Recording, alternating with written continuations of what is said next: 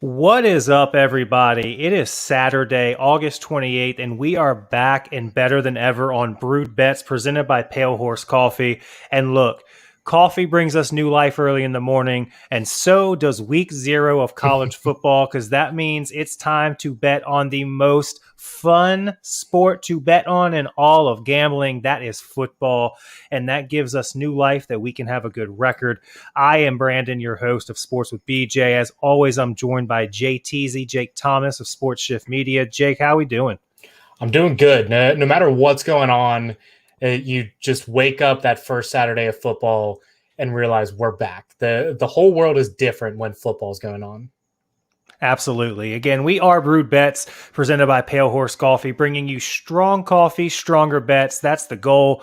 We always encourage you to gamble responsibly, and we're going to get that out of the way quickly because this is going to have a different vibe, ladies and gentlemen.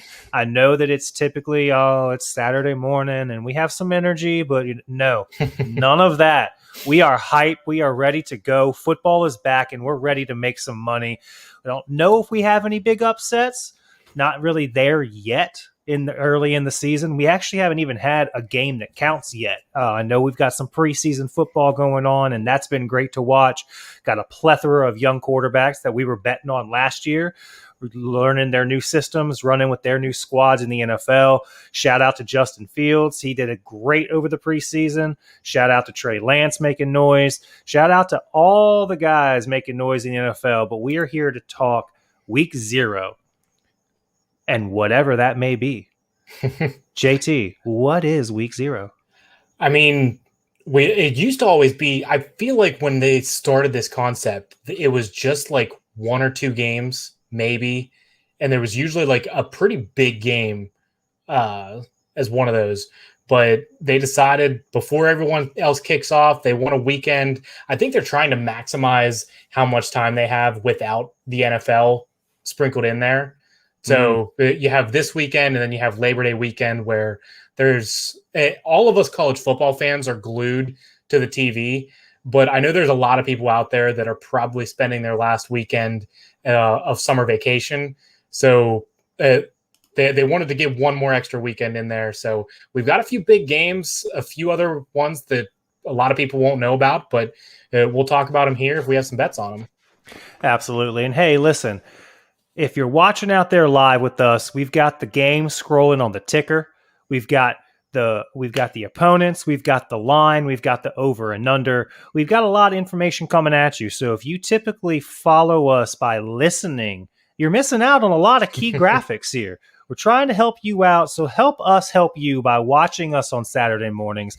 Only take up about 30 minutes of your time, and I guarantee you will be entertained while you're sipping your coffee, preferably from Pale Horse, because you use promo code BREWEDBETS and got 10% off that order. But we'll talk about that later. Let's jump into some bets this weekend. We're going to start with Brandon's bets here.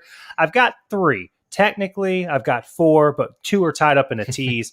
I'm going Illinois plus 7.5.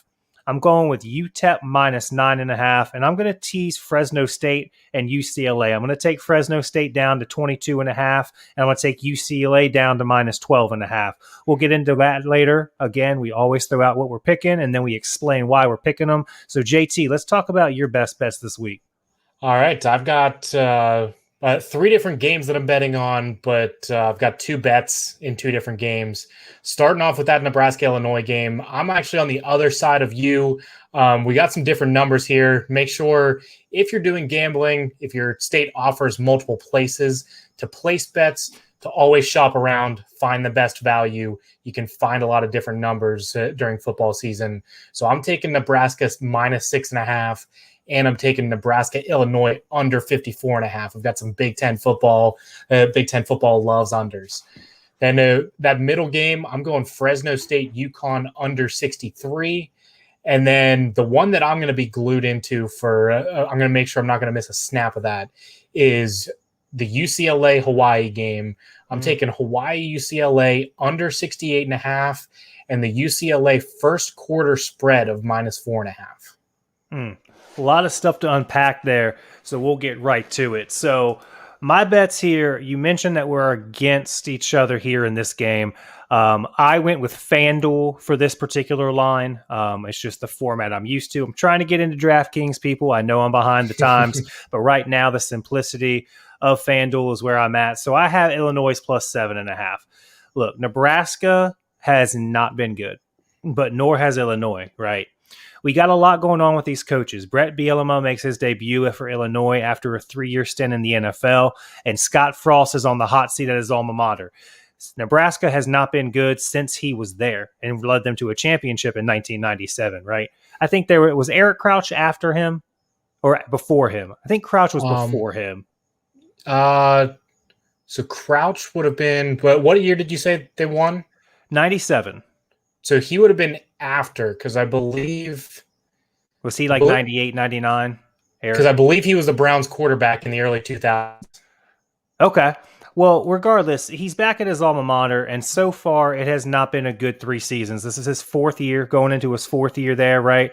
So both coaches want this win. I would venture to say both coaches need this win. Scott Frost cannot afford to come out and lay an egg and take an L in opening league play. Keep in mind, this is a league game, right? This is a conference game. We got the Big Ten. You want then you look at Brett Bielema. What a statement it would be to roll out in your first year after a COVID-plagued year, get the guys together and go out and take care of business at home, right? That's the statement you want to make. I was listening to Bronco Mendenhall on the ACC's road trip when they went to UVA, and he said anytime you're in a conference, you got to do 2 things. You have to dominate at home, and you have to be at least 500 on the road. You can't win any other way. You cannot be successful in your conference if you don't protect your home and you don't go 500 or better on the road. This could be a great opportunity for Bielema to make a statement about the tide turning and the culture shifting for the Fighting Illini. You throw that in with the fact that it's a home game for them. When you play these games with these teams, these lower, middle of the pack, lower level tier teams in these big conferences, absolutely anything can happen, but they tend to be closer. When you get 2 bad teams playing each other, they tend to not really be blowouts one way or the other. So with the home field advantage and with Scott Frost, I think Nebraska is reeling here. There's nothing about Scott Frost and what he's done at Nebraska that makes me feel like any tide is going to turn for the Cornhuskers this year. So give me Illinois at home, give me the touchdown and a half, and give me the W on the way out. Now we're going to go to UTEP minus 9.5. Look, UTEP is bad. Bad. But woohoo, Mexico State. That's what I call New Mexico State. Whoo, Mexico State. They are really bad. As a matter of fact, Ryan McGee does an article every year. It's up on ESPN.com. I hate plugging them, but it's a good article to read. He does the bottom 10. We get so enamored with the top 10. He likes to go with the bottom 10. Both of these teams are in it, right? But UTEP is number 10. And New Mexico State, or Mexico State, they're number 2 behind only Kansas, right? That is bad. The Miners up there, UTEP, they're going to be able to throw some points. I know that when you have 2 bad teams, I just said that they don't typically play that close of a game. This is a different type of bad, though. This is where it gets ugly quick. I like UTEP minus the 9.5. And then my teaser. You got Fresno State taking on UConn. UConn, listen, if there's ever been a team in the history of college football that's worse than Kansas, it's UConn this year, right? UConn is bad, all right? Fresno State can score. We know that they're always going to have some kind of high-powered offense. The question with Fresno State is always, can they keep points off the board for their opponent, right? I don't think that they're going to have to do much of anything to do that. The only thing that's in the way of Fresno State covering is Fresno State. Yep. The line was at 27.5. I'm doing a 2-game tease. You can play with those numbers in your favor. I liked having a positive. I think if with this tease, when it placed, it was plus 165. So I took 5 points down to 22.5.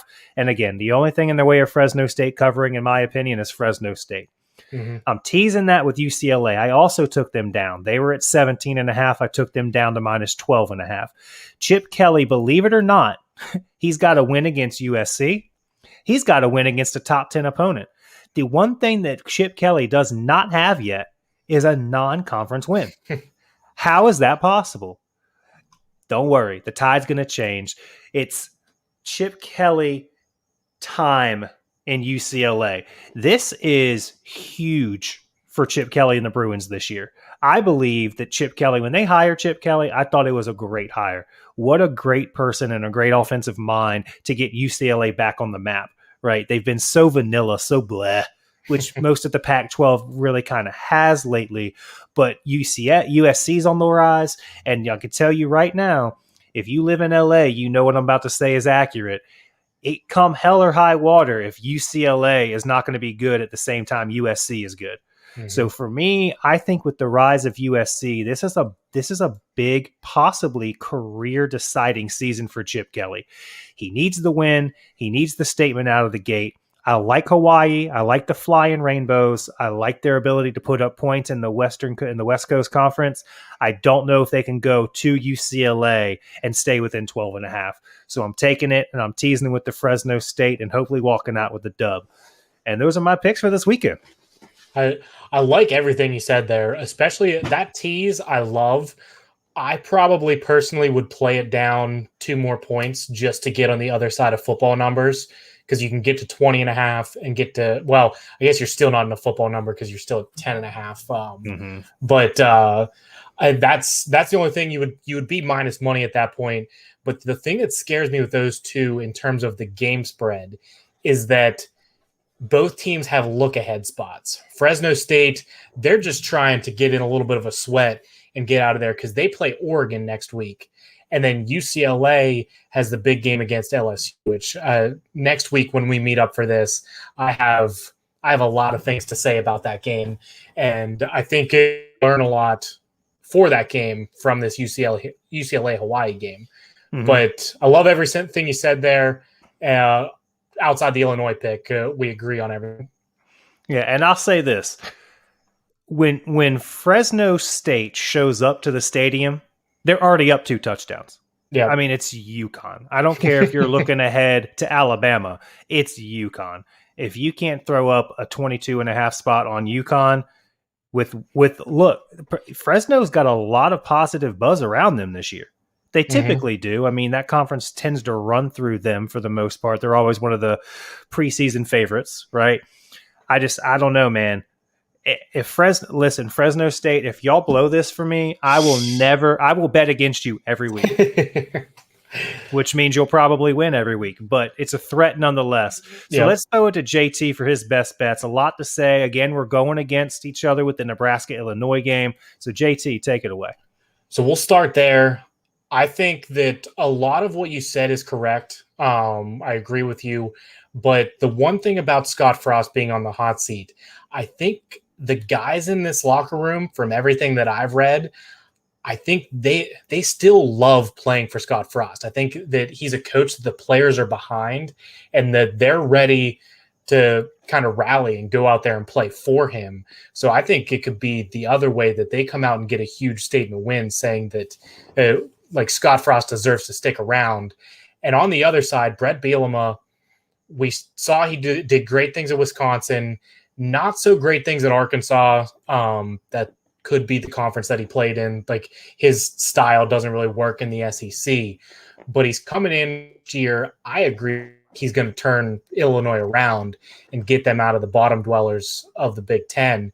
But I don't know if it's going to happen in this very first game. They're switching from a 4-3 defense to a 3 defense, a little bit of 4-2-5 combination. And in Lovie Smith's defense, he played a lot of cover 2, a lot of cover 3, had guys that wanted to play that zone style. Now they're going to be playing a 3-4 that are matching up out on the outside. I don't know if they have Bielema's type of guys yet to be able to do that. So I think on offense, he's going to try to run the ball and try to chew this clock out to try to keep his defense off the field as much as possible. And I think Nebraska's offense wants to run as well. You've got Adrian Martinez that we've seen him there for 5 years now. I think we know what he is, but he's a dual threat guy. They can turn around and hand it to their running back, let their big guys move Illinois' defensive line up front, and then he can do a little bit of running as well. So I see this game being a very low-scoring game where both teams are trying to run and conserve clock. But I think at the end of the day, Nebraska's got some dudes on defense and Illinois does not. And for that reason, I think Nebraska scores a couple touchdowns in the second half and gets over that 6.5 number. I think we could end up, if Illinois gets some sort of backdoor cover, we could both end up winning this one at 6.5 and 7.5. But I feel good about that one. I feel very confident in both teams staying under about 24 points and hitting that under 54.5. So then moving on to Fresno State, UConn, I agree with a lot of things you said.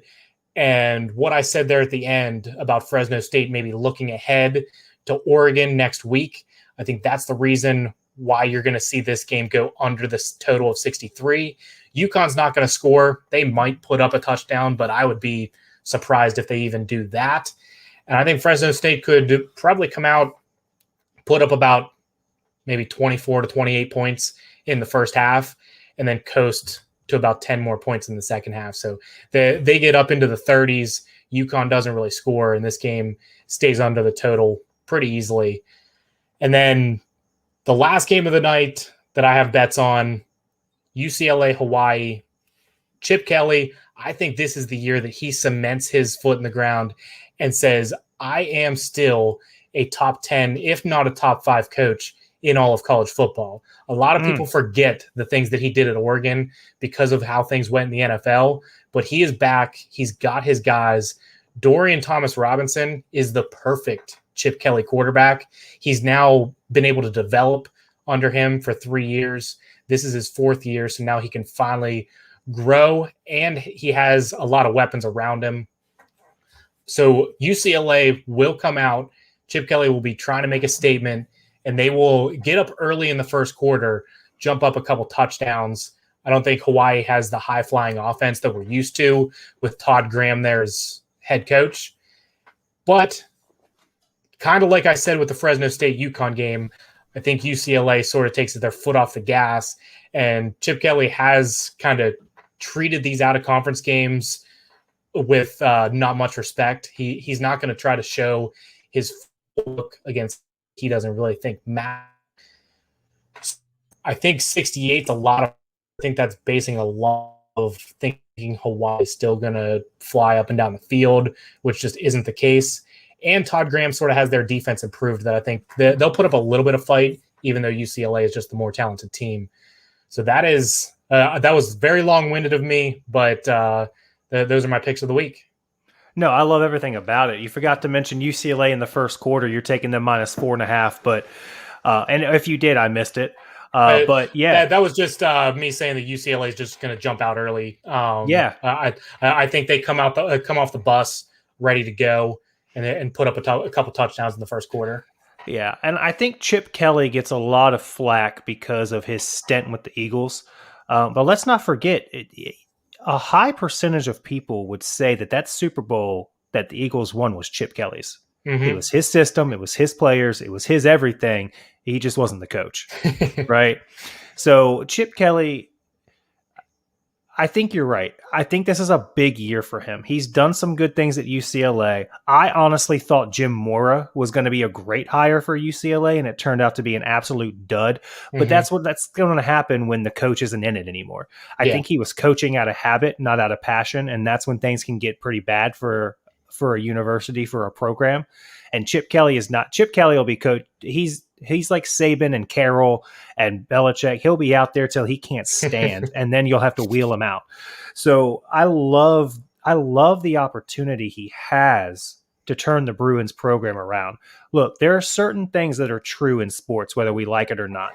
Baseball is always better when the Red Sox and the Yankees are involved. Football is always better when the Cowboys, 49ers, Packers are involved. Basketball is always better when the Lakers and the Celtics are involved. Same thing for college football. When the big West Coast schools, USC, UCLA, Forgive me if I'm forgetting some that are out there that are, nationally prevalent. But when those schools are relevant again, college football's better, Mm-hmm. right? I guarantee you, if USC still had Reggie Bush and Matt Leinart and Lindell White and all those boys, we would still watch a lot of Pac-12 football, no matter what time it came on. Yep. But they've been down, and who wants to watch mediocre football at 10:30 at night, right? And I think that could, with some of those programs possibly coming back into the spotlight, I think that changes really the whole landscape of college football, because we've seen in the college football playoff era, you have the same three teams. It's Alabama, Clemson, Ohio State, and everybody else, a rotating door for that fourth spot.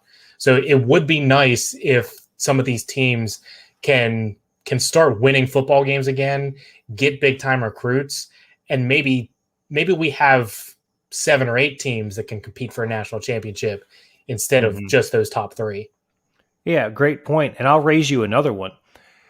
With the recent announcement of the alliance between the Big Ten, the Pac-12, and the ACC, it is very, very important and very, very huge if the Pac-12 teams can start being nationally relevant again. And I'm talking more than just Oregon, because they put up 70 points a game. Yeah. If UCLA and USC can renew a rivalry, if we can get Stanford back in the national title conversation, if we can get teams out there, it is going to be huge, because we're about to get dwarfed by the SEC. Like, if something doesn't happen, and we said this on one of our other podcasts that we talk on, Sports with BJ, airs whenever I feel like it. I wish I had a set schedule for you. But we talked about it on a Team Total Tuesday about I don't know what's going to come from Oklahoma and Texas joining the SEC, but the words that came out of my mouth were, all I know is that the ACC better make a move. Yep. And they have. But if the SEC, if the Pac-12 and the Big Ten don't get deeper and don't get more relevant, I'm talking specifically to you, Pac-12, then it doesn't matter. The college football can still be ran through ESPN and the SEC. Yeah. Right. So I think that more so than just Chip Kelly and his job and the Pac-12 and their conference, tradition and being relevant, it's huge for the alliance that was just made, because nothing that y'all do or want to do is going to happen if no one cares about the product you're putting on the field/court. Right. Yep. So I think it's really big that the Pac-12 get back. I think USC is heading in the right direction. Chip Kelly definitely has a huge opportunity to send UCLA in the right direction, and we'll just see what pans out. So we're going to go ahead and give a little recap before we sign off here. My bets this week, I'm taking Illinois plus 7.5. I'm taking UTEP, University of Texas El Paso, down to 9.5. I'm taking a 2-game tease. I'm taking Fresno State down to minus 22.5 against UConn, and UCLA minus 12.5 against Hawaii.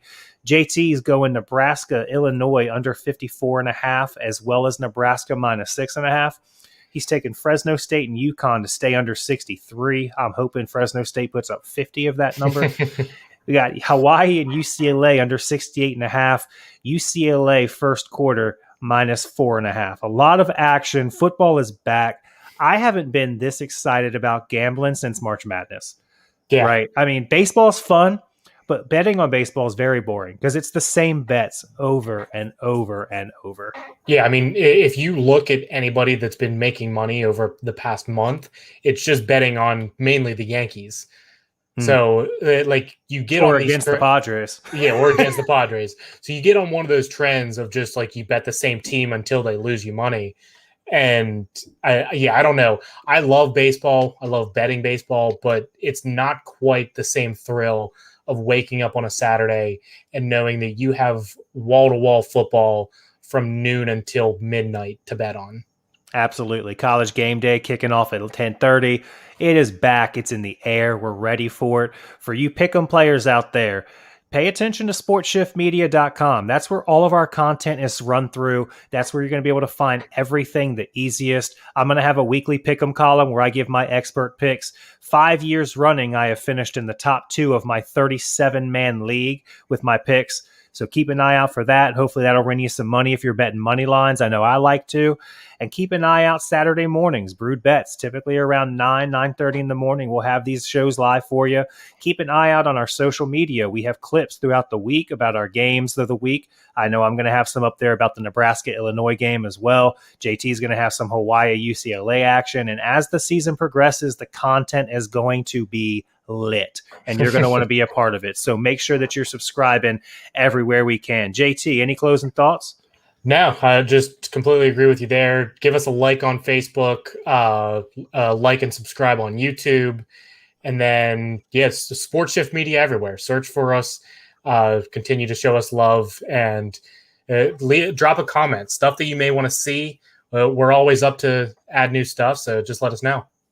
Bonus bet, John Rahm and Rory McIlroy to win the BMW Championship. Take that to the bank. We appreciate y'all being out here. Please bet responsibly. If you or anyone you know needs help with their gambling addiction, please dial 1-800-GAMBLER. They'll be glad to help you get the resources you need to take control of your addiction. We are here for you. They are here for you. And we will be back next week with more strong coffee and stronger bets here on Brewed Bets presented by Pale Horse Coffee.